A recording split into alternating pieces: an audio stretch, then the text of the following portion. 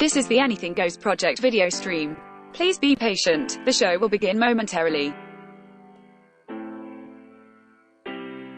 Remember, the show can be reached via email at stalkermailbox@gmail.com, or simply call in and leave us a voicemail at 361-433-5739. If you like the show, please subscribe and leave us a rating. This helps the show to be seen.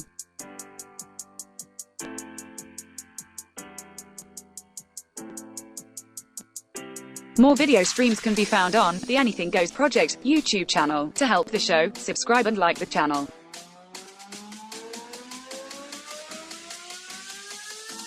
The Anything Goes Project can be found on iTunes, Google Play, Spotify, Castbox, Stitcher Radio, or anywhere you get your podcast media from.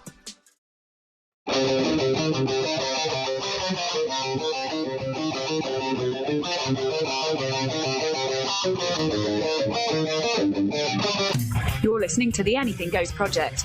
Interesting topics, interesting things. Real stories by real people. Your host is Mike. The Anything Goes Project is a production of M&C Designs. Be advised, this show may not be suitable for all ages. Many of the topics are for mature audiences only. The explicit tag is there for a reason. If you would like to contact the show, email us at stalkermailbox@gmail.com, or leave us a message at 361-433-5739. And now, on with the show.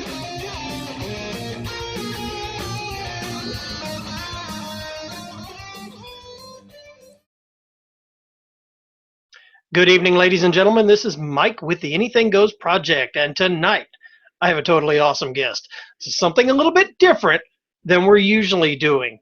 Tonight, I have Meagan Black on with me. She is the host of Round the Cauldron, I got it right that time, podcast. Okay, Meagan is a 27-year-old wife, a mother, and a Wiccan who tries her best to live day by day and be a good person and raise a good child. Her faith, Wicca, permeates into everything within her life, from work, home, and parenting. With a history of abuse and mental illness, her faith brings her peace to help her make the hard decisions in life and gives her the courage to face the hard things she encounters. She feels called to spread this peace and love, but with a side of cynicism and reality. While her faith may seem counterintuitive to science and logic, Meagan embraces both sides at the same time and shows that they are two sides of the same coin and are capable of coexisting in everyday life. Meagan, welcome to the show. Oh, thanks for having me. Like I said, I told you before, I've been listening to your podcast. It's really cool. I mean, it's got a lot of good information on it. And in all honesty, I was surprised when I saw your logic and skepticism and critical thinking episode. I was like, let's see what this has to say. And I was really impressed with some of the things that you went into and you talked about, like calling out people's bullshit, basically, on certain things. Yeah. I mean, there's so much misinformation that gets spread out there, and I attribute it to everybody is online now, and one person reads a book and then they spread everything that they read as fact when that's not true. Mm-hmm. And it really bothers me. And I think that's the main reason why I started the podcast, because the misinformation is just so widespread. And if somebody says something wrong, I can be like, hey, you're wrong. And here's why. Here's a citation. Right. Here's a citation. I mean, you've listened to my episodes. I like my citations. Yes. And you also work in the medical field from what you said. You've said it on the podcast. So, I mean, you've got a science background too. I do. And I will not say anything on my podcast and pass it off as fact if I can't back it up with a citation or a personal experience. And even then, the personal experiences I can't pass off as fact because they're only my experiences. Yeah, they're anecdotal. Exactly. And I just, there's so much of the logic and the science of it that is missing, really, from my faith and from the community that I'm in, with my faith and just the pagan community in general. Mm-hmm. And it's Oh, there's a word I'm looking for. I'm not very eloquent when I speak. I can write like nothing. Me too. But yeah, I will call people's bullshit out, and I will tell them that they're wrong and give them tips and resources on how to better look up what they're doing and figure out the hows and the whys, and not just do it because somebody in a book said so. Yeah, or somebody on a Reddit post. Oh God, I don't like Reddit. So one of the things that you said on there is like, hey, if you're thinking you're gonna get involved in this because you think you're going to like change your eye color. Oh my gosh, yes. Okay, Yes. so that thing that I was talking about, I honestly, it was so long ago. I was still I probably like a freshman in high school, and I just remember reading it, and it sticks out in my mind because who in their right mind would put that out there for someone to say, hey, look, you can physically change the color of your eyes by taking a candle, like a blue candle, and lighting it and pouring candle wax in your eyeball. Yeah. That's somebody that's preying on the gold. The only thing they're going to do by pouring candle wax in their eyeballs, they're going to get a red eye. Yeah. It's not going to change the color of the candle. No. It's going to change the red, regardless of the color of the candle. Absolutely. Well, and you're a little younger than me, so I think a lot of this, though, stems from the cult classic movie The Craft. That's probably true. And I don't really see an issue with that if you start with like The Craft or Charmed, for example. When I was growing up, Charmed was like my favorite TV show. I haven't been able to bring myself to watch the new like Netflix rendition of it. I don't want to ruin it for myself. But The Craft, even though it's got a lot of those supernatural elements and they have real life like Harry Potter powers, yeah, it still incorporates a lot of the elements of Wicca into it. Like in the scene when they're on the beach and they're calling the quarters is what we call it. The north and the south and the east and the west. Right. So that's actually something that Wiccans can do during ritual in their casting of their circles. Mm-hmm. And it's a good segue into doing your own research and finding out, hey, this is actually a legitimate thing. And if you got into Wicca or witchcraft or paganism from Charmed or The Craft, there's nothing wrong with that. It's just like it's a gateway drug. Well, my gateway drug was me having such a creative mind. Mm-hmm. I constantly was always looking things up as a child, and I stumbled across a section in our library. Nobody ever seemed to go down this one section, and the entire section was on the occult, witchcraft, and things of that nature. And so, great. Checked out a few books, and I got the funny looks while I was doing it. But they weren't like fictional stories. These were references to like the history of it and stuff. And so, like I said, I've studied the history of the Salem witch trials. I've even gone even further back. A lot of the rune work that people use in their spellcraft or whatever it is that they're doing, the runes are actually Norse. And you can kind of see them all over me here. Yeah. And but the rune work are actually Norse, and they've got meaning behind them. Like this tattoo right here on my arm, everybody looks at it kind of funny whenever they see it, and it's like, you don't know what this is, and they were like, no, it's got to be demonic or something. No, it's a compass. Yeah. It's called the Vegvisir. It's a Norse compass, and the rune work around it basically means that it helps the wanderer to stay protected. Right. And they were like, oh, well, I didn't know that. I'm like, maybe you should read. I'm in the wrong state to tell people that. You're in Texas, right? Yeah. Yeah, I lived in Oklahoma. I lived in Oklahoma for almost a year, so I get it.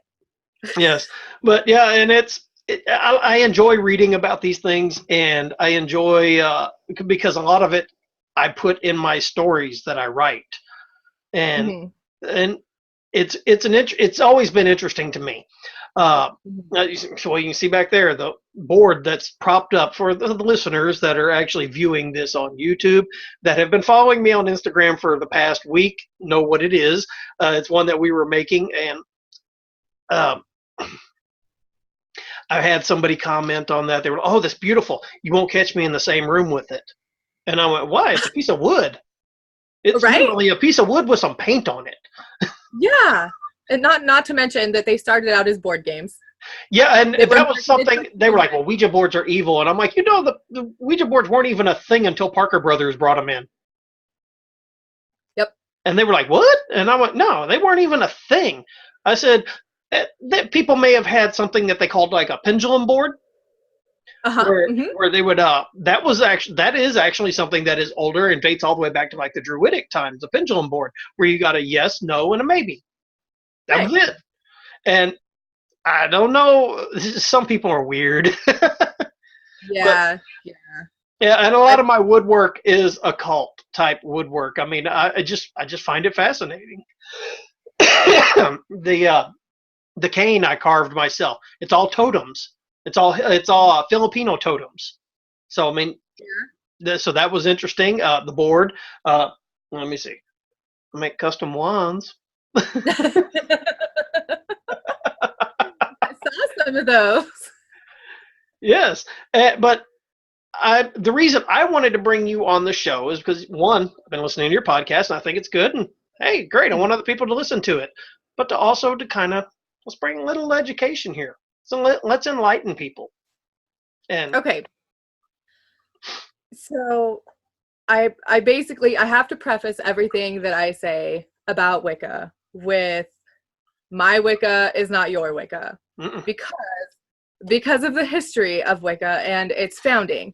So in the early 50s, the late 40s, a man named Gerald Gardner founded Wicca and said that it was based off of like really ancient traditions, and it was passed down to him by the book, and everything that he was doing was exactly how it was taught to him, which we found out now that's not really true. mm-hmm.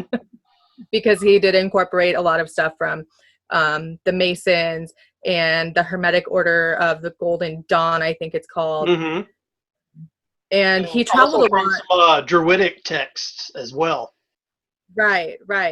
And he did a lot of traveling within the Asian communities. I think it was the Asian communities.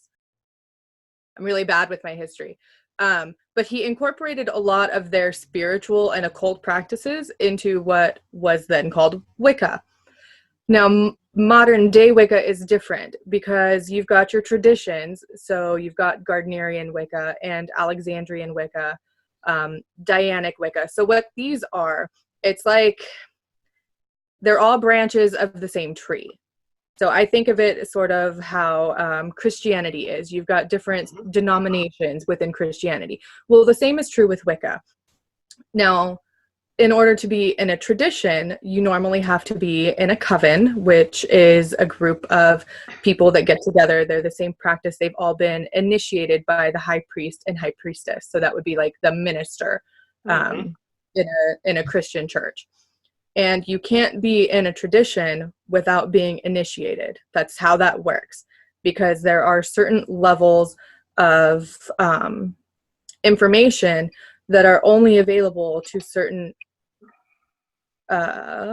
degrees, they call them. So you've got your outer court, and then you've got your inner court. You've got your first degree, second degree, third degree, high priestess, whatever the tradition calls for.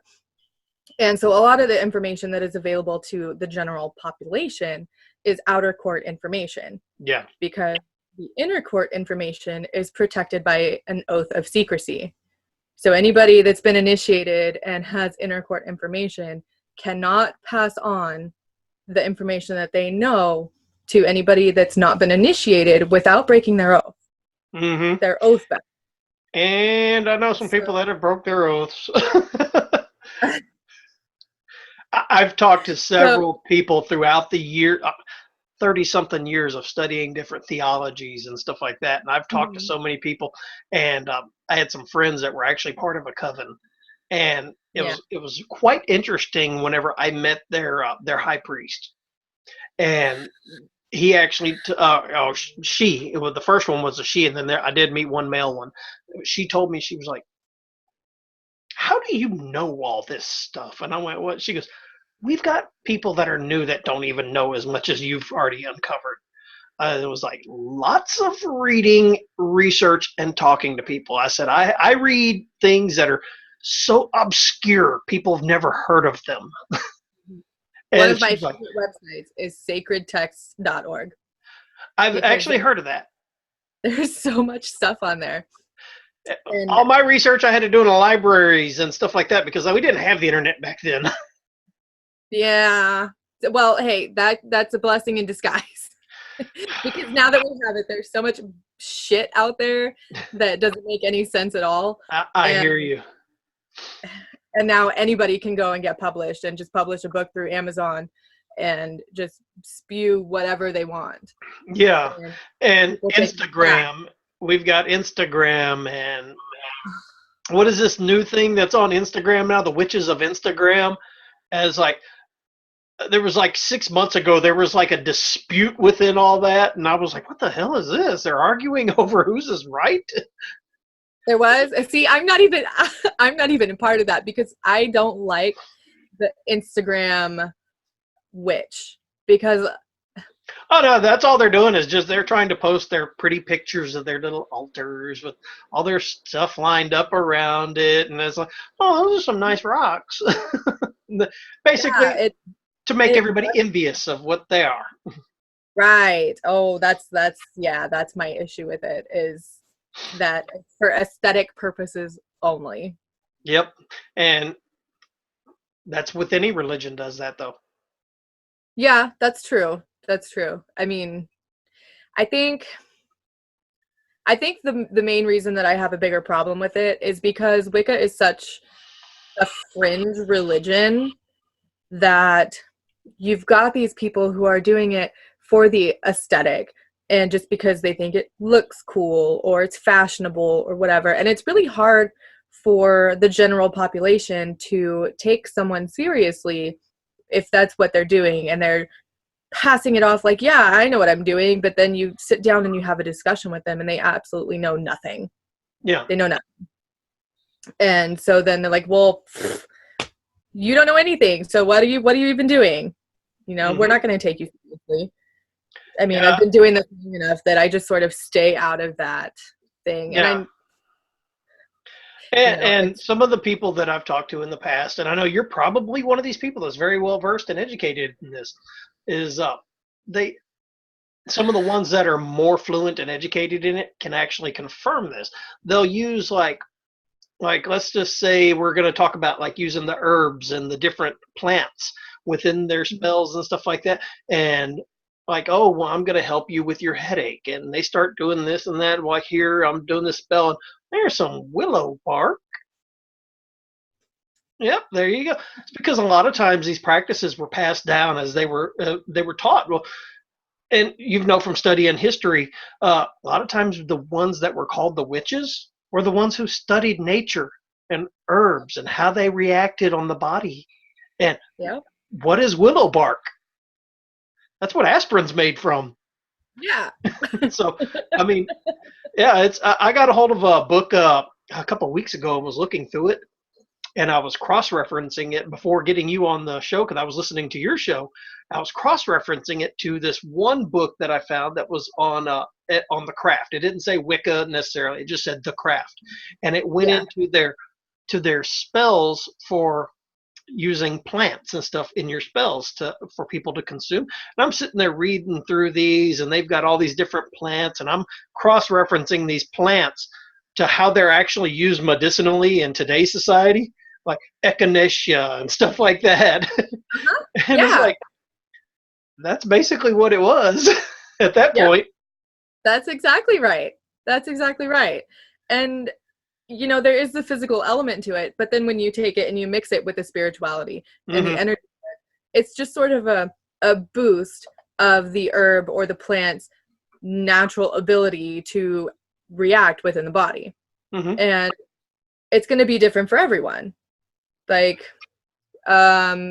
tea tree oil. Tea tree oil is fantastic. It smells like shit, but it works. No, it stinks so bad. I've got a bottle. Yeah. And so it's, I use it for like random little pimples, or if he's going to kill me for saying this. Hopefully he doesn't watch, but my husband, we call him husband with air quotes. We've been together for almost 11 years, but we're not married. He got like this sore on his foot, and the tea tree oil took care of it because it's like antifungal. However, my mom is highly allergic to it. Mm-hmm. So it wouldn't have the same effect on her, even if I was just doing it for a magical purpose. It wouldn't have the same effect. Yeah, because she's. It's totally understandable. I mean, yes, and it does stink. I bought one of those packets that had like 9 different bottles of different essential oils in it, because I make my own beard oil, and sometimes I want to smell like a peppermint. Yeah, well, not to mention, if you make a beard oil with peppermint and then you end up with a headache, just put some beard oil on and your headache will go away. Yeah, and it helps with the breathing too. Mm-hmm. Because you get that like eucalyptus is. I've got one that's eucalyptus. I can't put that one on because my wife is allergic to eucalyptus. Oh, wow. So there we go. So I mean, it's just to show that these plant properties don't work on everybody, and so you got to kind of know what's going on with them. And going back to the culture of the witch or the witchcraft, they were the person who studied the medicine, studied how they affected the physiology of people. They were the ones that, even though it was looked down upon by the society, they were the ones that the people went to when they had a problem. Sort of like the early version of our, what kind of a doctor? I guess you would say an herbalist, or they were the doctors. Like a naturopathic? Yeah, sort of like a naturopathic, but they were the doctors of the day. Mm-hmm. And when everybody else was yelling, "You got a demon in you." No, you probably could just have a head cold. We can give you this. Yeah, you got the flu here. Chew on this mint leaf. Yeah, it'll make it go away. And things like that. And see, that's what I like about your podcast, because you talk about a lot of this stuff and the history behind it. I think I've gone through like 10 or 15 episodes now over the past week. That's a lot. I only have 20. Oh, I just keep hitting show me next available. I only have 20 episodes. Okay, so the show is still in its infancy. Yeah. Okay. I didn't want to say anything because I kept thinking, was it yours or somebody else's that said that? At the time I was listening, I think I remember it now, saying there was 19 episodes at that time, because you were you're doing a giveaway. Yeah. Tell the listeners about the giveaway. Oh, okay. So I crochet. Not so much right now because it's getting to be summer and it's too hot for that nonsense. My wife only crochets here in the winter. Yes, it gets too hot and then your hands get sweaty and then you can't do anything. There's no point. But I crocheted a meditation shawl, and it's made with a rainbow mandala color yarn. And the meditation shawl is really, it's not a new idea, but it's a variation of the Christians' prayer shawls. Mm-hmm. Now, I like to use meditation shawls because it's psychologically proven that doing the same thing over and over again, or wearing the same thing over and over again while you're meditating or while you're doing some other sort of practice, helps your body and your brain get into that mindset faster. So that's really the whole concept behind the meditation shawl, is just like another tool to use. So I made this rainbow chakra meditation shawl. I started from a pattern, and then I just sort of threw the pattern up the window and finished it however I wanted. And so I am giving that away, and that giveaway ends on June 29th. So that's coming up soon. So if you want to enter, I don't know if you're going to put a link anywhere. Yeah, I'll get all the links and everything to you for all this at the end of the show. And everything will be in the show notes for everybody to contact you, to get a hold of the podcast, everything. Cool. So yeah, head to the link, check it out on my website. Yeah, and you were talking about how the repetition of using this. I know this for a fact as well. From doing studies, but also first I bought a set of Tibetan prayer beads for meditating, because you run them through your finger, and each time you run that through a bead through your finger, there's a mantra and it doesn't have to be the mantra that comes with the bag of beads or something like that. You can make up your own, like, I want to be calm, just whatever your mantra is, but it gives you a focus point. It focuses your intentionality, and a lot of that is a lot of everything that all these things that we're talking about with the different religions, Wicca, Druidic, all this other stuff. Intentionality plays a lot into it. Being intentional in what you're doing, concentrating your focus on the job at hand. I mean, works in pretty much every aspect of life. A surgeon has to be intentional on what he's doing. I hope so.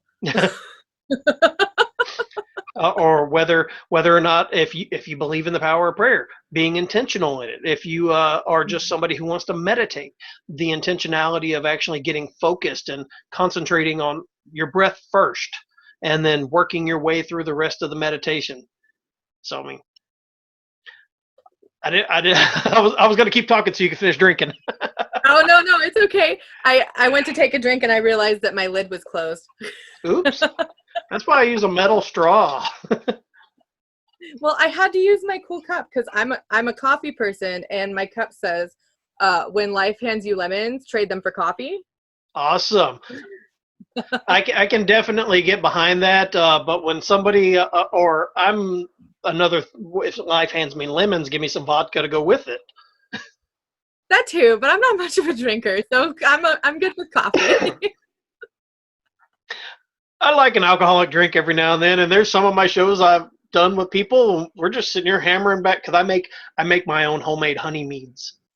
Oh, you do? Yes, and that sounds awesome. Woo, 1 or 2 glasses, and you're definitely feeling these. I did a podcast with a friend. I actually drove to Houston, and we were in his studio, and I brought 6 bottles of honey mead with me and set them there. And he poured me a glass and was getting ready to pour me another one after a few minutes. I went, no, I got to drive back. And he's like, you sure about it? And I said, yes, I'm absolutely sure. These bottles are for you. So he just kept slamming them. Oh, my goodness. And by the end of our 2-hour podcast, he was like, oh, my God, I'm feeling this so much. And he was like, what is the alcohol in this? I said, you're looking at about a 26%. Oh, my gosh. And he was like, oh, wow. So I drove back to where I live at, about an hour and a half drive. And he messaged me at midnight. I just finished the last bottle on it. And I was like, oh, no. You're going to feel that in the morning. The next morning, I was like, how do you feel? And he's like, fuck you. Yeah. That was the message he sent me. I hurt so bad. You warned him. I mean, I did warn him, but there again, I wanted my mead to be strong, so I intentionally made it that way. Intentionality. See, there you go. Intention is everything. Yes. So I guess the question on my mind, because I don't know if this was clarified yet in that last episode I listened to, are you a good witch or a bad witch? It depends. Are we talking about like good versus evil, or like good as in, yes, I do remember every full moon and every Sabbath, and I do a ritual every single time, or a bad one, like I've got a calendar on my wall that has all the full moons on it, and I still forget when the full moon is. Which one are we talking I guess about we here? can go with that one. Yeah. And that's okay. That's totally fine. And you did a whole show on this, and that's why I brought it up, because it was funny. But go ahead. If you want to go into that, it's okay. Oh my gosh. I think it all started with the fact that there's so much pressure on the pagan community when you're first learning. And for any beginners, they're like, oh my God, I have to do all the things. Everything. I have to do everything. I have to do a ritual for every full moon, every new moon, every Sabbath. I have to pray to all the gods. I have to do everything. And I'm here to tell you that I've been doing this for more than 10 years, and it's okay to forget. It's okay to get busy. I mean, you're not a superhero. You're not a superhero. I mean, if you There's have not going to be any thunderbolts of lightning from the sky to punish you, or right. Like Thor is not going to come down with his hammer if you forget that it's a new moon. yes. Okay. All right. And I used to feel really bad about that and have sort of like an imposter syndrome going on. Like, here I am talking about all of this stuff and passing along information, yet I forgot that the full moon was 2 nights ago. But I'm human. I'm a mom. I am a wife. I have a full-time job. I've got so much stuff going on. My commute to work is anywhere between 30 and 45 minutes one way because of where I live. Mm-hmm. So, I mean, life happens, and that's basically what that whole episode was about, is not to beat yourself up over forgetting something. Yeah. Because it's okay. And my whole thing is I don't do a lot of ritual, and honestly, I don't do a lot of spell work because I don't have the space. And I mean, this is like my bedroom wall, and before I moved it, over here on this side, you could see a cage because we have a ferret. So I had to move it that way because it was in the way. And I have like no space. I used to have a ferret. He was homicidal.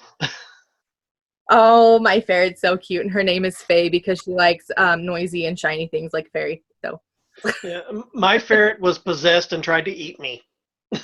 oh my gosh, It is no joke. Okay, I'm gonna let a funny story here about my ferret. If you were in the room with your shoes off, you were going to be bleeding because he was going to bite your toes. I think that's a ferret thing. That's Okay. gotta be a ferret thing because she does the same thing. Or if you went up to the cage like my buddy did, and oh look, and she's all like putting her nose through, or he was actually putting his nose through the cage, and my friend was like, oh look, bending down there to touch his nose to his nose. And I was like, dude, don't do that. And he's like, oh, no, everything's fine. I said, do you see it vibrating right now? It's shaking. And he's like, it's fine. And he turned around and went back to the cage, and she, bam, latched right on his nose. Man. He had 4 puncture marks in his nose. And I was like, I finally got to the point where I couldn't even clean the cage without it trying to attack me all the time. I was like, there is something wrong with this rat. and so a friend of mine was like, you know what? I'll take him if you don't want him. And I was like, okay. And he goes, I'll give you $50 for him. I said, $50 sold. You can have the ferret. And so he got the ferret. Him and a friend came over, and they picked it up, brought it, took it out to the truck, and they took off down the road. And I told him, do not open that cage until you get it into your home and where you want it at. And he's like, okay. So this is what was relayed to me. They were driving down the road. The guy that bought the ferret was the one driving the truck. His friend that was holding the cage was just there for the hell of it. He opens the cage. Ferret comes out of the cage, crawls right over into the driver's seat, into my buddy's lap, and he's like looking down at it like, okay, what's going on here? And it starts like looking at him, and he goes, oh man, there's nothing wrong with this ferret. He said, but then it started shaking like that, right in his face, attacked him. Oh my God. He went off the road, rolled his truck twice into a field, got out of the truck and was yelling and cussing just in time to see the ferret hopping along down the field and disappeared, never to be seen again. Oh my gosh. So yes, I've not had a good experience with ferrets. She's fairly calm most of the time. If I let her out, she runs around. She likes to play with the cat. Because we have a cat too. Yeah. We have found out that she's not so much into the shiny things, because we first thought she was gonna like run around and steal everybody's keys, because that's what ferrets do apparently. Yeah. She likes things that make noise. So there is a hole in my box spring on the side of it on my bed. And before I got like this little case to put all my yarn in, I had it in Ziploc bags. I came home one day and my boyfriend was up here and the door was closed and the ferret was running around. And I'm looking around like, where's all of my stuff? She dragged like 5 or 6 big Ziploc bags through that little bitty hole and hid everything under my bed. Oh. Like there's still some in there that I can't reach. You have to shake it. Yeah. I'm like, ah. Yep. This is why we can't have nice things. This is why I don't have an altar where she can reach it, because all of my things will disappear. She likes soda. Mm-hmm. Found that out. And then she spilled the can all over everywhere. And yeah. See, I had better luck with rats. I used to have some rats that were I'd say about 8 inches long, and then you had the tail. I had 2 albinos and 2 calicos. And I actually, for a science project at school, I trained them to run through mazes. Oh, that's so awesome. Using Cheerios. But everybody's like, oh, what are you going to do once this is over with? I'm like, they're my pets. I've had them for years. I just decided to use them for this experiment, for this science project. They're like, oh, okay. Because if I went to town, at least one of them went with me in my pocket. So it would be no joke. I'd be in town, and I'd walk up to the cash register to pay for something, and it would poke its head out of my pocket and then come up on my shoulder and just look at the person getting the money from me, and they would always freak out. But I never had a problem with them. Their cage never was never closed. Mm-hmm. I left it open at all times. I would lay down at night to go to bed, and they'd come over and they'd curl. 1 or 2 would curl up on my chest, and after a little while they'd get down and go back in their cage. So I mean, it was cool. The ferret, like I said, no, did not work good. So the ferret was not my familiar. There you go. We're tying it back into this. Yeah. I don't think any of my pets are familiars, but I don't practice spell work enough to really know. I mean, when I get my tarot cards out, my cat does come and lay down and try to play with them, but I attribute that to the fact that some of them are really shiny and have really pretty colors on them, and she's a cat. And with familiars, it's not like, oh, I'm gonna go buy a cat and it's gonna be my familiar. That's not how it works now, and that's not how it worked historically. No. Historically, in some of the writings, your familiar actually came to you. It wasn't something that you just went out and picked. It was something that came to you. Right. Mm-hmm. Yeah. Go ahead. I lost my train of thought. I do that a lot. Now, did you have a chance to look at that podcast that I sent you a link to? Yes, I'm actually on episode 3, and I listened to it in the car when I take my daughter to school, and I was like, you need to listen to this. It's educational. It is. It was very well done. Aaron Mahnke does such a good job on that. And I don't. He's got another podcast that he does. It's called Lore, and it's about folklores from different parts of the world, and it has a lot to do with the different religions and the cults and stuff like that goes on, and just the different things like the werewolf. He did a whole segment on werewolves, and it's really cool. But the unobscured one, he followed so much of the literature down to the T, because that was a lot of stuff I studied too. But I really enjoyed the historians and stuff that he brought in to talk about what happened in Salem, what actually happened in Salem. And so it's quite interesting. And that is something, I don't know if you've had debates with other witches about what actually happened. I've actually had to educate a few people. Yeah.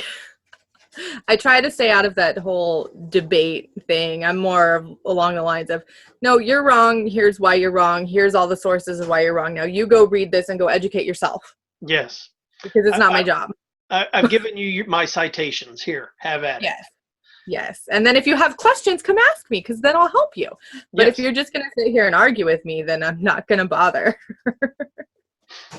I'm trying to do this podcast right now, and my dog just is trying to crawl up in my lap. That's okay. My ferret is like climbing on her cage because she doesn't like to use the stairs. She climbs up the side of it. And then you hear that clink, clink, clink, clink. Yes, I don't know if you can hear it. I heard it just a little bit a minute ago, and when you said you had a ferret, okay, I hear that now. Yeah, that's her. She's irritated because she's in a new spot in the bedroom. Nice. Because I had to scoot her over. Nice.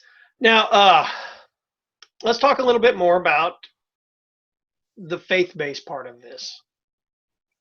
I mean, because a lot of people attribute Wicca or witchcraft or anything to, and I'm just gonna, we got a country that's majority Christian population, and they look at it as this is of the devil, this is demonic. I know the truth, but let's talk about it. Yeah. So, with that, I don't get defensive when people tell me that what I'm doing and what I believe is the devil's work, because I come from a Christian background, and I know that within most denominations of Christianity, they are taught that anything that is not of God is of the devil. So when I have someone come to me and tell me that I'm doing the devil's work, it's their beliefs, and 9 times out of 10, they mean well. In my experience, I know that's not always the case, but I do have to take a step back and realize that they're coming at it from a point of their beliefs and their perspectives. Now, I can either get defensive about it and argue with them and get, really angry like I've seen some people do, or I can educate and say, this is the reason you believe this is because of your beliefs, but let me tell you what I believe. Now, Wicca is inherently duotheistic. So Christianity is monotheistic with one god. Wicca is inherently duotheistic with 2, a god and a goddess. And depending on the Wiccan, it can be like a whole range, like there's a whole spectrum. There's a whole pantheon. Right. You've got the duotheism, which is only 2 and no more. Then you've got polytheism, which is many gods. And within polytheism, you have 2 separate branches off of polytheism, with hard polytheism and soft polytheism. So hard polytheism within Wicca would be like saying you have Caradwyn over here from the Celtic pantheon, and then you have Aphrodite over here from the Greek pantheon, and they are 2 separate, very distinct deities. They are not part of the same anything whatsoever. Now, soft polytheism is more along the lines of you've got Venus and Aphrodite, Greek and Roman, and they are different aspects of the same divine. So I've read something where it describes it as like the facets on a diamond. So depending on your perspective, you might see Aphrodite or you might see Venus, but it is inherently the same object. Yep.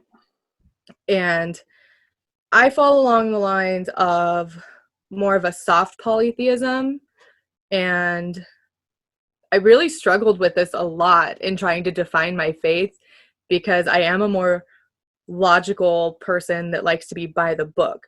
And, everything that you read is Wicca is duotheistic. You have the Lord and the Lady, and that's it. They don't have names that you know of, because the names are part of that oath-bound information that you get during initiation. And I remember having a conversation with my sister-in-law, who is now Wiccan, thanks to me. Um, and I was explaining it to her, and she's like, you just got to go with what feels right for you. Because she is married to my brother, who happens to be a heathen. He worships the Old Norse gods. And so she incorporates a lot of the Norse beliefs into her practice as a Wiccan. And I fall along the lines of more like Greek or Celtic. It's like they both pull at me a little bit, but I haven't really decided, I guess, on what it is. I don't think that there comes a point where you have to decide, because if you go back through the history of them, the Greek, the Celtic, the Druidic, the Norse, they all tie at some point together. Right. And it's just a matter of that inner conflict that I have of everything needs to be like in line and, not singular, but like the same, I guess. And I attribute that to my OCD, because I want everything to be perfect and in neat and tiny little rows. And having one pantheon over here and one over here doesn't really mesh well with that. But I am sort of trying to branch out and connect with more of the deities and more of the divine beings, and to see where it goes on a spiritual level. Yeah. I mean, even if it just going into learning about it. One of my favorite books that I own is The Havamal. I don't know if you've, has your brother read that one? I think he has it. Yes. If he's a heathen, he's going to have it. The Havamal. I think he has it. I don't know. He lives in North Dakota, so I don't know. The Havamal are the Germanic, basically the Germanic scriptures of Odin. They're the words. Oh, then yeah, he's got that. Yeah, and they're part of the Eddas that the whole group of them. But the Havamal, I use it and I post from it all the time onto my like Facebook feeds and stuff like that, because just the information in it is good. It's good information, but I'll get some blowback from people like, "Oh, well, you're posting from this." I'm like, "Did you even read what it said there?" I mean, the particular stanza says, "The foolish man speaks rather than listening." Yeah, and I think this is actually the Havamal. I think it's available on sacred texts. Yeah. I don't think like the whole thing is. I don't know. I haven't delved too far into it, but I did write a blog post going into and looking at Odin, and I grabbed some of it from sacred text that explains Odin's journey and hanging on the tree of life. I can't pronounce it. Yggdrasil. There you go. Yeah. Hanging on that to gain knowledge. Yeah, the world tree. The tree of life. That's Celtic. See, I get everything mixed up. There it is. There you go. That's mine with the science flair. Hey, that's so awesome. I like that a lot. It's a DNA swirl. It's a DNA swirl with the tree of life. And the reason I did that is, one, I'm intrigued by all the different the different lores that are out there, and the Norse mythologies and stuff like that. I've always been intrigued with them, and the tree of life always kind of had something in my mind that all life is connected somewhere. And then when I started studying biology and evolutionary biology, it all ties in. Right. And so when I designed this tattoo, I told my wife I was going to get it, and she was like, "Oh, okay, cool. That sounds like a really cool thing." And my artist, when I gave him the sketch out of it and everything, he was like, "Oh," he says, "I can make this look awesome." So we did it. So it's the tree of life with a double helix twist and the DNA strands in the middle. And I get so many people come up to me and ask me about it, and they're like, "Well, what is that?" And I was like, "It's the tree of life." And they're like, "Well, the tree of life didn't look." I was like, "No, this is my twist on it. The tree of life with also, I'm bringing in the mythology and science together." Yep. because the tree That's of life, perfect. according to the mythology, connects all life, all realms, all worlds. I said, and what we know in biology, all life forms on this planet are related. Yeah. That's perfect. I love that so much. So yeah, that's my science twist. If anybody wants to see it, there it is. And then I got Hoonin and Moonin on the other side. Oh yeah, there you go. See, now I know them because of the blog post that I did. Yes. Oh, that's something that I like to spread out there too, is that not everybody knows everything. Yeah. Like I never would have known who those two creatures were until I wrote my blog post and did my research. Mm-hmm. And it's a continual search for knowledge and further education, regardless of what it is. Yes. And it makes my heart happy. Yeah, and with me too, because I mean, I enjoy reading and learning new things, whether it's fiction, biology, science, astrophysics, particle physics, theoretical physics, whatever. I'm interested in all of that because I can tie it all into my life at some point. Even for somebody who, even if there's people out there that don't have a religion or anything, but there is some point in their life where they feel that they're spiritual, being connected with nature. I mean, even studying biology brings you into a closer connection with nature, knowing that your 56% DNA match to a banana. Right? Yeah. I mean, and I'm that nerdy kid from junior high who would, during the summer, write essays for fun. Mm-hmm. I'm the guy who writes books and publishes them. See, I'm working on that, but that's a little harder for me. it can be done. I've coached a lot of people in actually getting their first book written and getting it published, because a lot of people are like, well, how do I get it published? I'm like, well, I said, are you going to want to go through one of the big name publishers, or do you want to do it as an indie author?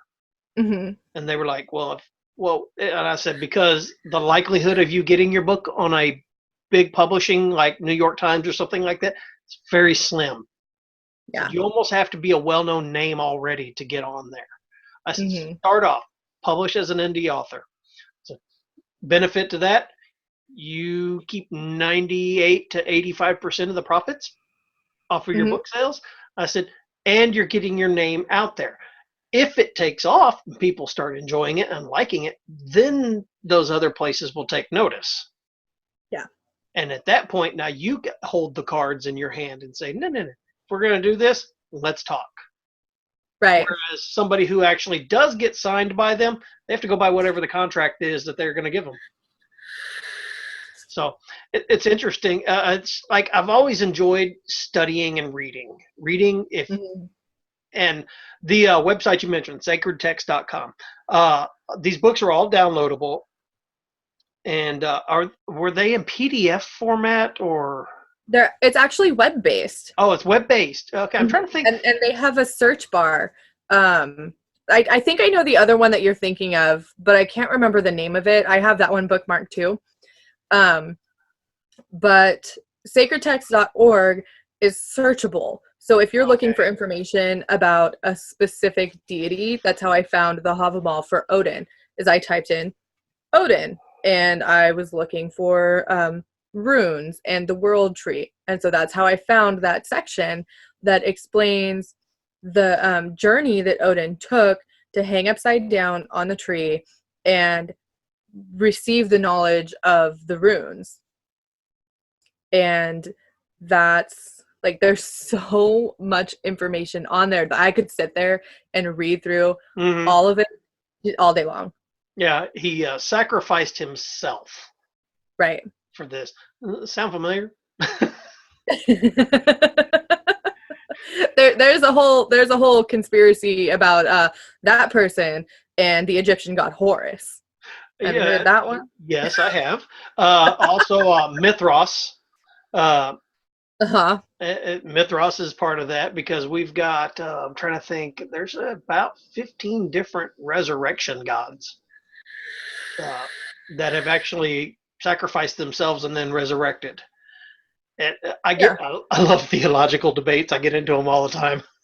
Right. Well, and I mean the same holds true for the deities in Wicca, because if you're just going off of the lore with the god and goddess, and you're not ascribing any specific deity to those positions, the god is sacrificed essentially at one of the harvests so that it can be bountiful and you can have plenty of food and your your livestock do really well. So it's sort of the same thing, but it's different. And it just popped in my head with the Sabbats. So the Sabbats in Wicca they're the 8 celebrations. We follow the wheel of the year.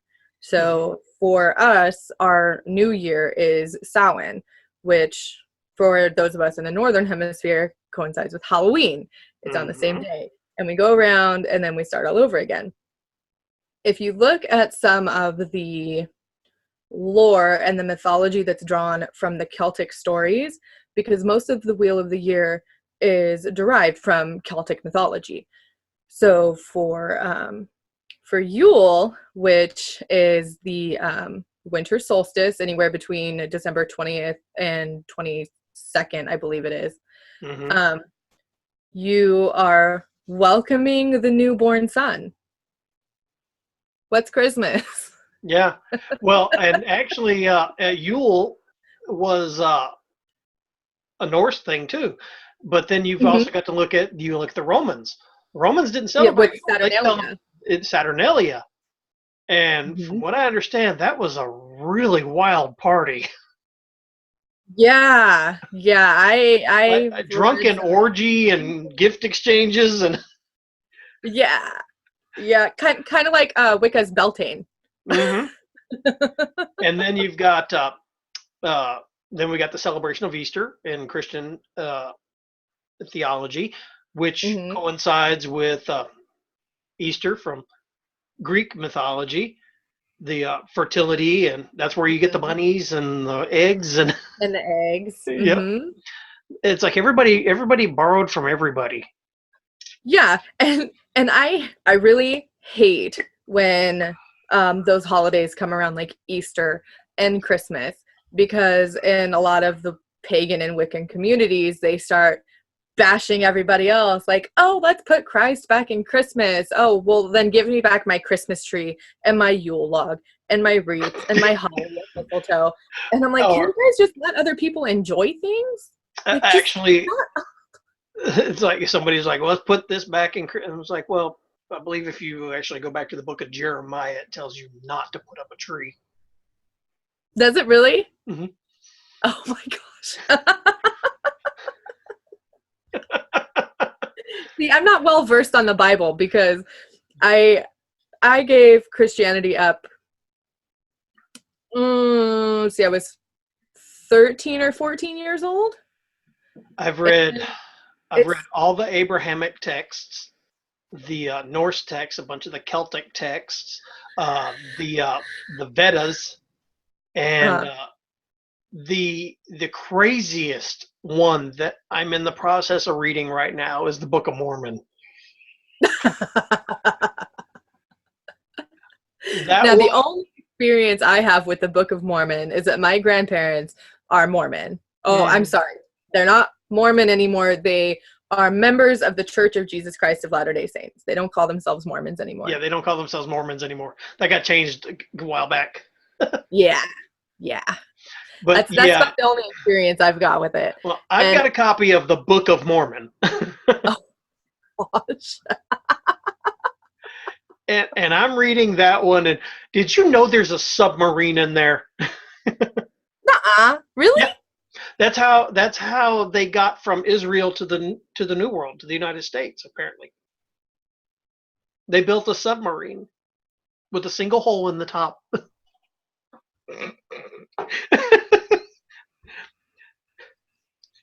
Okay, I'm not knocking anybody's beliefs, but really. Okay, I will on this one because I know I've also read the history on Joseph Smith. I mean, the man was a con man. Oh my gosh. One of the podcasts I listened to, I got a lot of this information. I was like, oh, I'm gonna have to go look this up because they're going through like the Book of Nephi and they're doing all these different ones. The podcast is called The Naked Mormonism, and he goes through. He's ex-Mormon. He goes through the history, the bloody history. Yeah. All the way up to the point where Joseph Smith was assassinated. Finally, he was killed in a jail cell. Apparently, his magic underwear didn't work, but the Mormons have magical undergarments that they have to wear. Oh yeah. Okay. I was like, I don't know what you're talking about, magical underwear, but now I get it. And then after he died, Brigham Young took over, and all. There was a reason they called him Bloody Brigham. Because of their history. So, man, it is bloody and brutal. And this is the history they don't like to teach, and they try to shut it down anytime they can, but it's kind of hard to do it because it's in archives all the way through all the different states that they were in. Yeah, and that's really surprising to me because my mom does genealogy, and the Mormon Church is one of the largest holders of genealogical information. Not just of anybody that was Mormon, but just all of the information that they've gathered. It's a really good resource for her. So that surprises me that they would do that. They're also one of the largest holders of financial institutions right now. They're up there with the Vatican, $37.8 billion worth of assets. Oh my gosh. See, now that's not right. That's the time that makes me glad that I don't have a church and a centralized body and like an authority within Wicca. You know, who's the authority within Wicca? Aren't being taxed. Right. Because that's something else. But I remember being a kid, and I was at my grandmother's house, and she was sick. Like, she was not feeling well at all, and it was church day, and she was getting dressed and ready to go, and I wasn't going. I didn't want to go. And I said, Grandma, you don't feel good. Why are you going to church? I told her, you don't have to go to church to worship God. And she goes, yes, you do.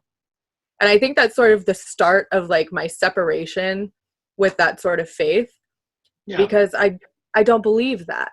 Why do I need to go inside a building with other people to worship the creator? Or whichever deity. Right. Why can't I just go outside and worship the creator in a space that the creator created? Or right where you're sitting. Right. Like, this is the perfect spot. I'm on my bed. I'm comfortable. I can be relaxed. Yeah. I don't need to go to church. It's a status symbol. If you don't show up, there's something wrong. So-and-so's not showing up quite regularly. I think we need to send some people over and have a talk with them.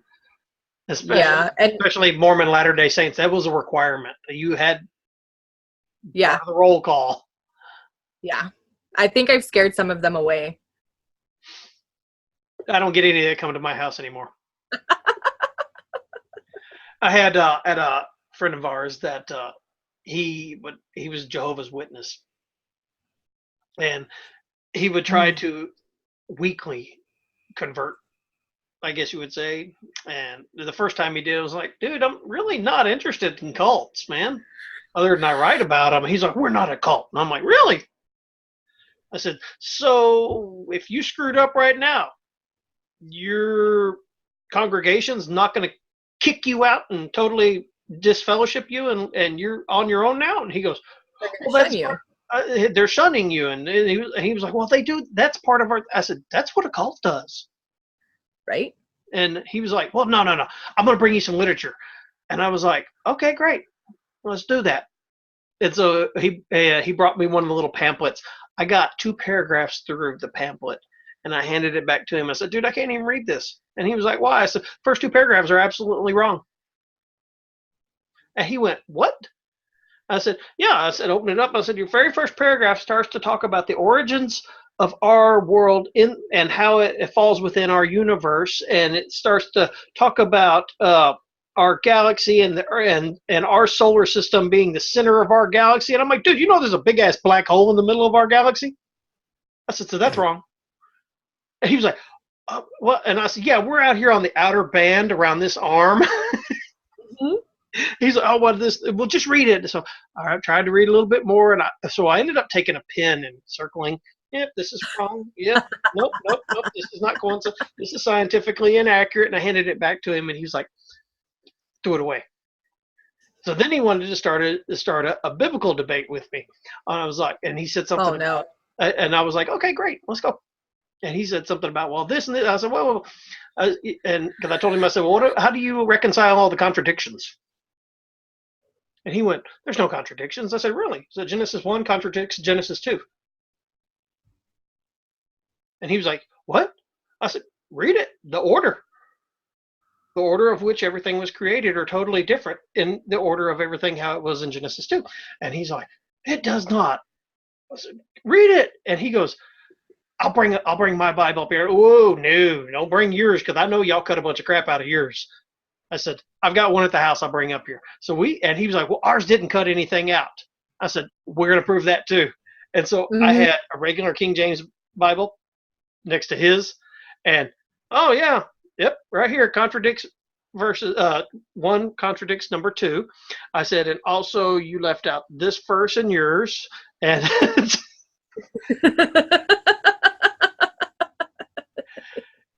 it was just insane. And we went back and forth for like 3 weeks. And finally he just like, no. Gave up. See, I'm kind of glad within Wicca and my faith. We don't have a Bible. We don't have a centralized religious text. I mean, we have something called the Wiccan Read, which basically states, and in harm none, do what you will. But even that it's not a law. Read literally means like advice or counsel. Mm-hmm. And so it's a guideline.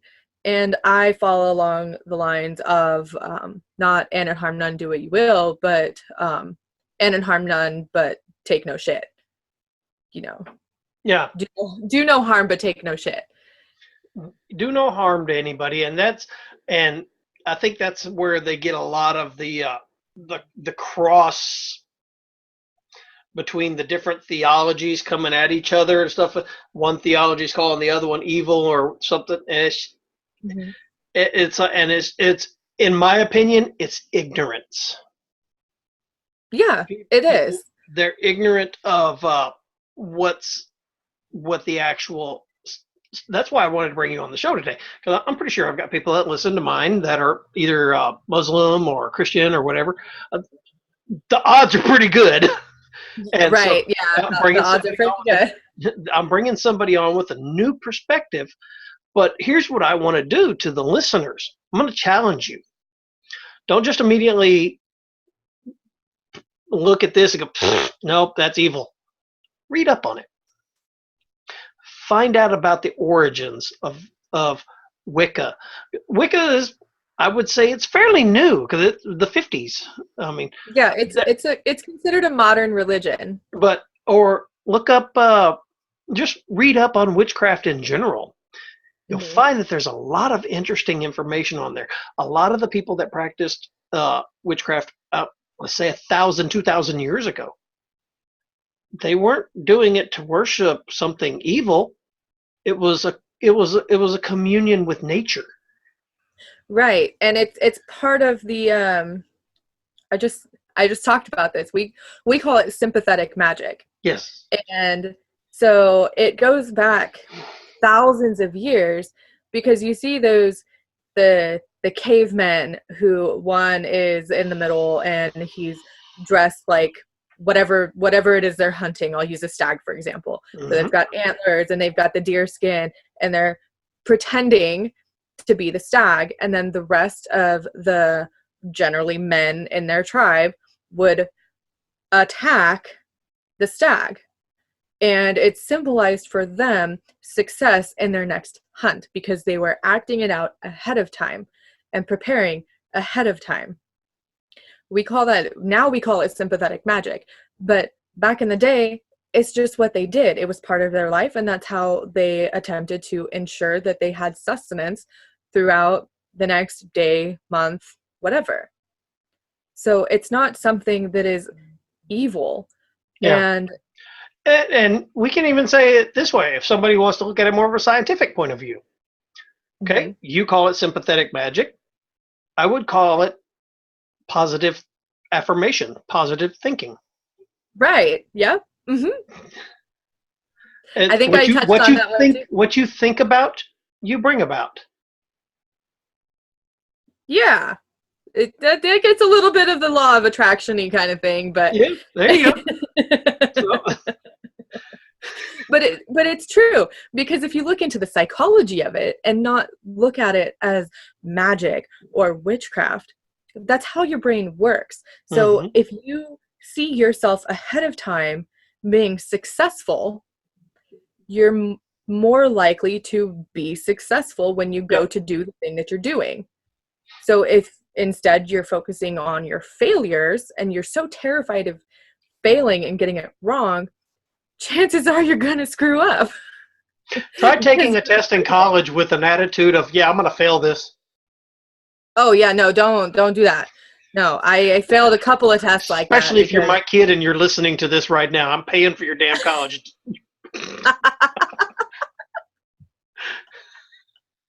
It's okay, guys. It's normal. I promise. both my two older sons are in university right now. Oh, yeah. Yeah. And I know one of them listens to this show. Just remember, if you fail, you don't get your new vehicle. There you go. There you go. That's the type of reinforcement that you need, right? Yeah. You pass, you get your new vehicle. Positive reinforcement. Yes. Just put more psychology into that. And when you were talking about the sympathetic magic, even the Native Americans were prone to use this type of mindset and conditioning before a hunt and even after the hunt with the kill. Yeah. They took time to honor that kill. Right. And it's, I had a thought. Oh, it disappeared. I'll get it back in a minute, maybe. but there again, we're back to being one with nature, respecting nature and what nature has to offer. Because, I mean, it's all around us. It's everywhere. And if you learn about nature and learn about the things within your environment, you learn to appreciate it more and you learn to realize what you can get from it. Right. Oh, I remember my thought.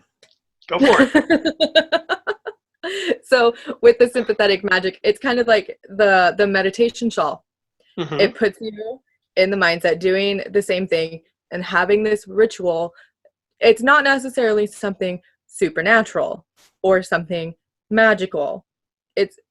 You can look at it that way, which is totally fine, but it's also psychologically working on your brain and your mindset and getting you ready to do the thing that your brain knows, hey, this is what this ritual means. This is what we're going to do. Let's get ready to do it. We're going to be successful. Let's go. And that's basically how I see that. And rituals can be anything from making your bed in the morning. Your daily rituals that get you going. Your body, your brain recognizes, okay, we just did this. I know what's next. We're going in there. We're going to brush our teeth. And by the time you're through with your whole morning ritual, you're ready to roll. Oh, yeah. And I am one of those people. Sorry, my ferret just like scared herself awake. I'm one of those people that I do have that sort of ritual in the morning. So my husband has to get up at like 5:30 in the morning to go to work. I'm up with him. He's doing his thing. I help him get ready because it's just what I do. And and I go along. He leaves. I do the things I need to do.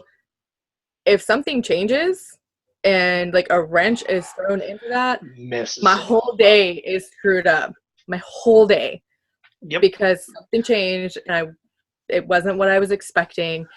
And it's just I can attest to this down to I know exactly what can mess up my whole morning.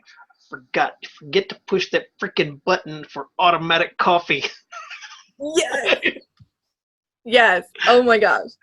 There's nothing like waking up in the morning going, okay, yeah, there's no coffee. Yeah. Now I gotta wait 5 minutes. Yeah. And now that totally screws up your routine. Yes, it does. Because now you've broken your routine of, now you're like, well, now what do I do? I guess I'll go brush my teeth. And then you brush your teeth and realize, oh, this tastes nasty with this coffee. Yeah. Because you had the coffee before.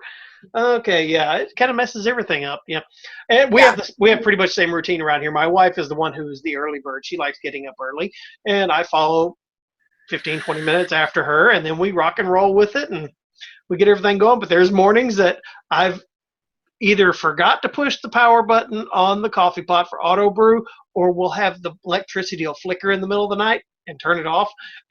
No. It does. I live out in the country, so we got sporadic electricity. And so my wife will, you forgot to push the button. I'm like, no, I know I pushed it. And it messes up her routine as well. Yeah. Yeah. And see, now we live with my parents. So I know I'm 27. I live at home. But we actually decided on that together as a group. Mm-hmm. So me, my husband, and my daughter, and then my mom and dad, we all live in the same house. And even though I'm their child, I'm also an adult. So we have decided, we split everything. So at this point, we're like, instead of being parent and child, we're roommates. We make all the decisions together. We split the cost of the bills. And I think it's perfect. And honestly, I don't know where I was going with that, but... Oh, now I do, because my mom's the one that gets up first. She always makes the coffee. So she has every other Friday off. So if she's not up when I get up, then there's no coffee. And there goes your routine. So every other Friday, you're in a bad mood.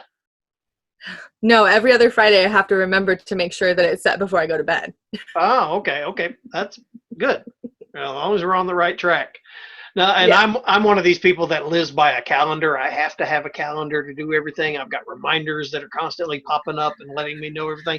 It's, I've turned off all the social media stuff on my phone, but yeah, I pretty much live by this thing now with all my, all my notifications and everything. And I have to have them, because if I don't, I am lost. Everything gets screwed up in my day.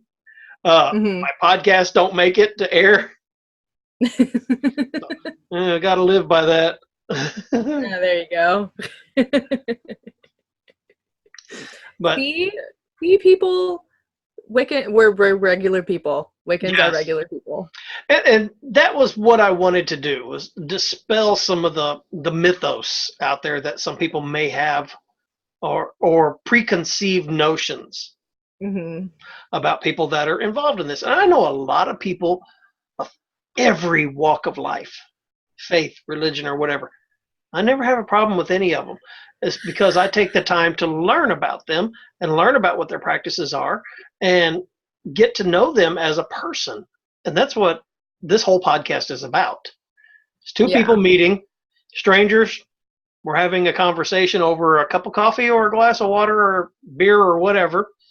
And we're telling our stories. And this is a very interesting story. And that's why I was glad that you came on. That's why I sent you.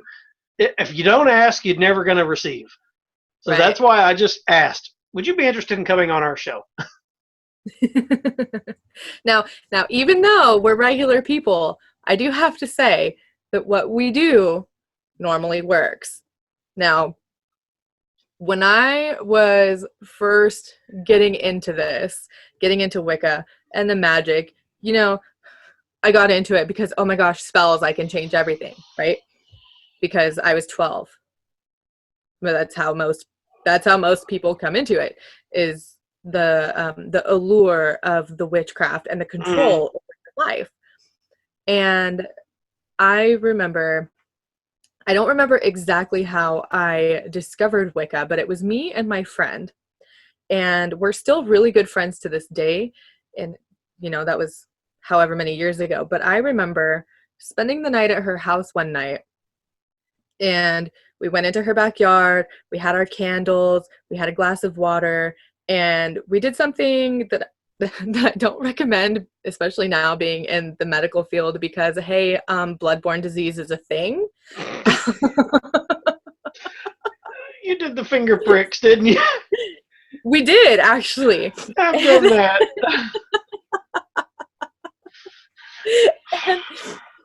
And so we did that whole thing, and then her brother came out, and her brother was much older than us, and he had like there's like Morton jars of salt that you get, the big huge ones that you can buy for like $1.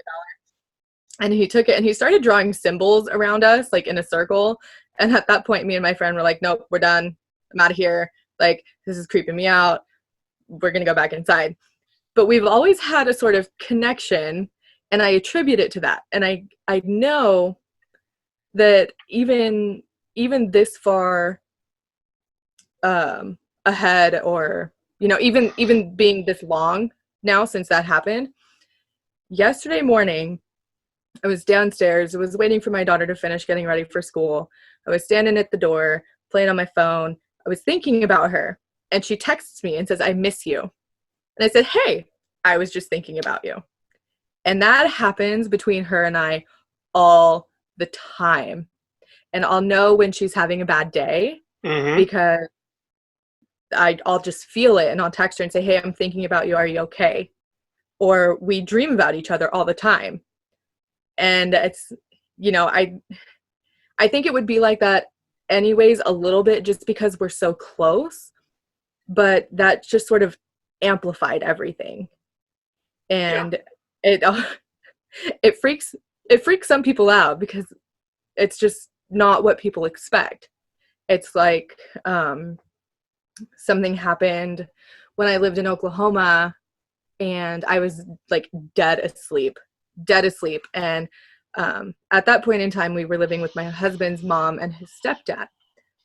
And I hopped out of bed from a dead sleep, got up and grabbed my phone, and it rang. And freaked him out. He's like, oh my God, how did you know it was going to ring? I said, I don't know. I was like dead asleep. But it's like something happened and they needed a ride or something. You just got to be open to it. Yeah. And it's there. Like it's a legitimate thing. And a lot of people are closed off to it. But if you start opening your mind up and doing like meditation, or just realizing that your way is not the only way, it really opens you up for more understanding. And that's basically why I do what I do. Yeah. And like I said, I've through the studies I've been doing throughout the years and stuff, I've had so many things in my life that I can't explain that have happened, because I like to use my logical brain. I'm one of these people that likes to think and break things down and critically and rationalize it and examine it and do this and that. Yes. And there's been so many things that have happened that I have no answer for, which is why I'm really glad you go. And which is why I think I study a lot of this stuff, of everything. I study everything because I'm constantly wanting to learn. And one day maybe I'll figure something out. So it's about education. Yeah. And I'm really glad you go through and you think about those things where you're like, okay, is there a logical explanation for this? Because a lot of people who are getting into Wicca and witchcraft, or they've been in it for just a little bit, everything to them has a magical or spiritual meaning. Yeah, everything's a symbol. A crow landed on the bench like 100 feet away from me. It's a symbol. What does it mean? I was actually fixing to say a crow. The crow was tired and it wanted to sit for a minute. Yeah, or the cardinal. Oh, the cardinal. It must be a loved one. No, it's spring. Right. Yeah.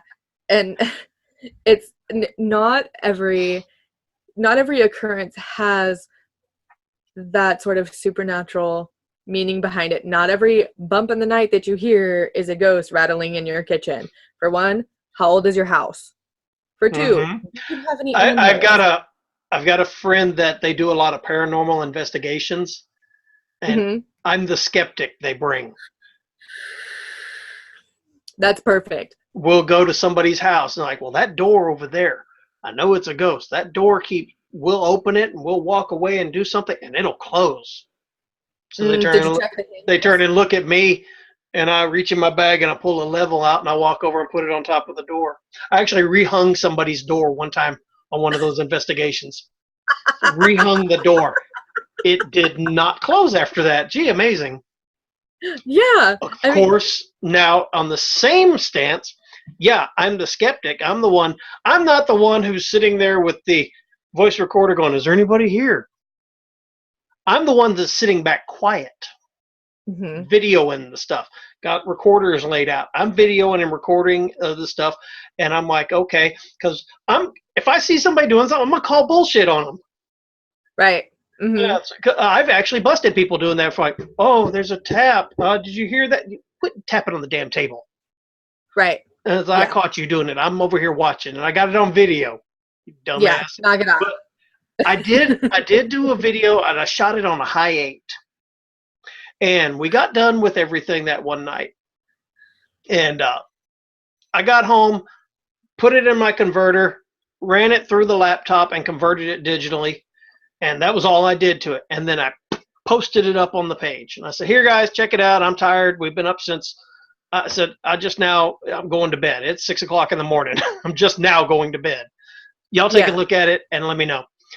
And I woke up to my phone had 37 messages on it. And I was like, what the hell? Looked at, and every single one of them were different people telling me, timestamp 1703, such and such. Go there. What's going on?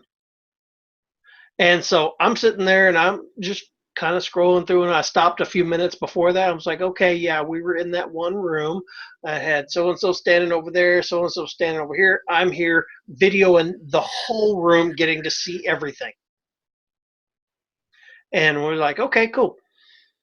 And so we're sitting there, and then all of a sudden I look down at that timestamp, and right as that timestamp hits, it's got them talking, 2 men. We hear a female's voice talking to us in Latin. And how I figured out that it was Latin is I had to send that file to a friend of mine in the UK who's a linguist. And I told him, go to this timestamp, listen to it. And he did, and he texted me back, and he said, that's a derivative of Latin. And I was like, really? I said, what's it say? He said, it's too faint. I can't tell exactly, but I caught like certain syllables. He said, that's a derivative of Latin. And I'm like, he goes, so who else was in the room with y'all? I said, nobody. I said, it was me and 2 guys. We were the only 2 in the room. We had the whole building locked down. Everybody else was outside, making sure nobody was coming in. Hmm. And so he was like, okay. And he said, well, I have no explanation for you. I can't tell you exactly what it's saying.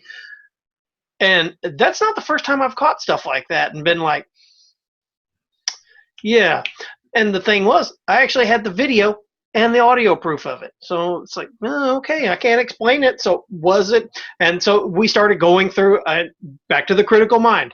Was this a new tape? Yep, it was a brand new tape. First time it was ever recorded on, because sometimes you can have a masking on it if you record Hmm. over something. And I was like, Right.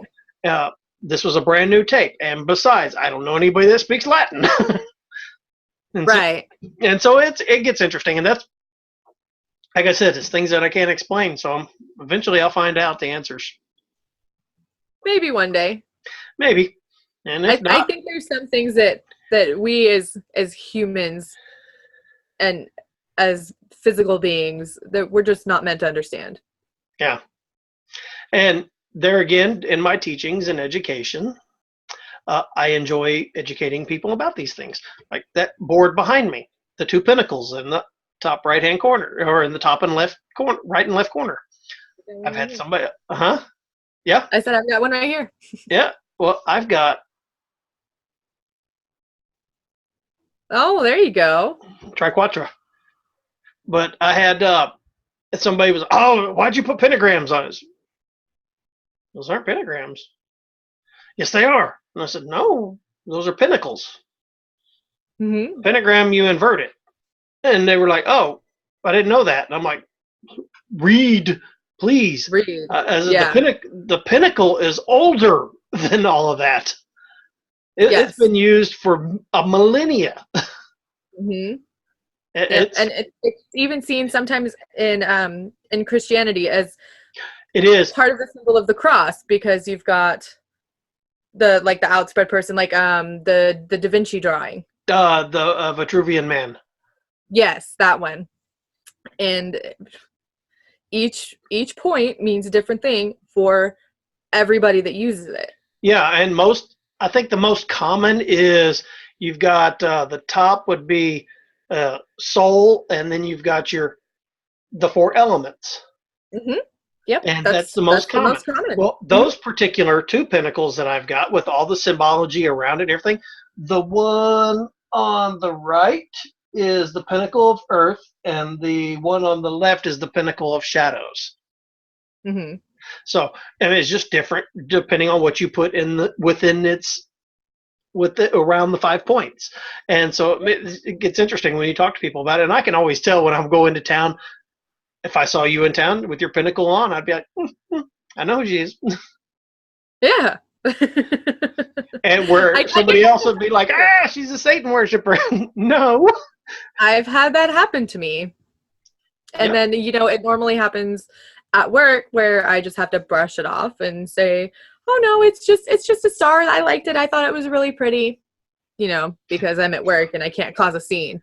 So it's a pinnacle, damn it. Right? Yeah. Yeah. Oh man. Well, we just hit 90 minutes. Well, I guess this would be a good point for us to start wrapping everything up. So what I want you to do is actually give all the listeners your information on the podcast, websites, wherever they can get a hold of you or listen to your stuff and get themselves educated. And so floor is yours. So you can find most of my things at my website, roundthecauldron.com. So it's not around, it's just round without the A. Yeah, I screwed that up. It's okay. My auto text thingy auto corrects it all the time. So roundthecauldron.com. You can find my podcast there. You can also find my podcast on Google Play, on iTunes. I think it's on Spotify, and basically anywhere that you listen. I think you can also find it on Podbean. Mm-hmm. I don't remember. Is that your host? No, I'm actually self-hosted through WordPress. Okay. Yeah, because I think Podbean is actually my host for my show. Oh, okay. So. And then my website's got links to all of the podcast episodes, all of the show notes. I have a section on my website called the Learning Corner. So that's got a bunch of different links to articles that I've written and links to outside resources. You can also find the giveaway on the right-hand side. Click the link that says giveaway. I did find out that if you're on mobile, you have to scroll all the way to the bottom to get to the links, which I'm working on a fix for that because that's aggravating. Then you can find me on social media. Most places I am Round the Cauldron, except for Twitter. Round the Cauldron was too long. So I'm Round the Cauldron without the D. I also have a Patreon. So if you want to help support the show, you can go to patreon.com/roundthecauldron. Awesome. And to any of my listeners out there, know how to get a hold of me, stalkermailbox@gmail.com. And then we've also, I think we got a number that you can call. I can't remember. That's why it's written down. 361-433-5739. And you can call in and leave a voicemail and we'll read it on the air, or we can get back in touch with you and actually bring you on the show.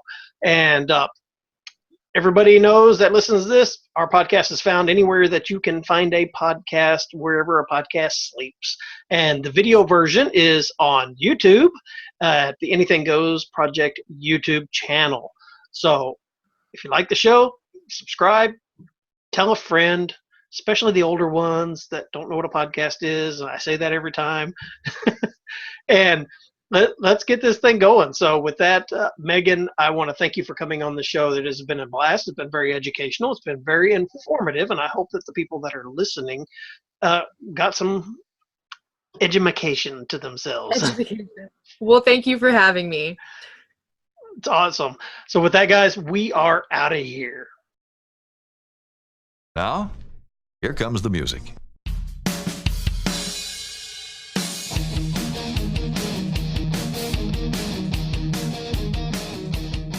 We want to thank you for tuning in to the Anything Goes Project. If you like this show, subscribe and share it.